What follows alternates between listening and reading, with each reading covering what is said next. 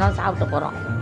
விஜய்க்கு நான் நன்றி. இது அவருக்கு 4 ஓட்டு 5 ஓட்டுருக்கு நான் போடுறேன்.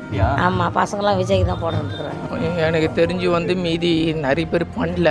ஆனால் இவர் ரெகுலராக பண்ணிக்கிட்டு தான் இருக்கார் எல்லாமே. ஆனால் இவர் சம்பாதிக்கிற காசில் எல்லாருக்கும் பண்ணுன்றது அவசியம் கிடையாது. ஆனால் அது நிறைய பேர் புரிய மாட்டேங்குது. ஏன்னு தான் தெரில எனக்கு. இன்னொன்று, விஜய்க்கு ஒரு பெரிய கோரிக்கை வச்சுருக்காங்க. வீடு இல்லாத மக்களுக்கு வீடு கொடுக்கணும். முதல் கையெழுப்பு அதுவாக இருக்கணும். முதலமைச்சர் அதை முன்ன கொடுக்குறாருன்னா அது மக்களுக்கு சேர வேண்டிய பெரிய நன்மை. உணவு, இருக்க இட, உடுக்க உடை, அதை கொடுத்தாலே எந்த விதமான மாற்றம் அரசியலுக்கு வரவே வராது. முதலமைச்சரை மீண்டும் மீண்டும் விஜய் சாரை கண்டிப்பாக கேட்டுக்கிறேன். முருகையா எங்களை நல்லா பார்த்துக்கிறாரு. நல்ல சாப்பாடு. நீங்கள் எனக்கு ஒரு மிஷின் வாங்கிட்டாங்க ஐயா. காது கேட்கல, 2 காது கேட்கல. அதான் ஏதோ ஒன்று சாப்பிட்டு நல்லா துணிமணி கொடுக்கு.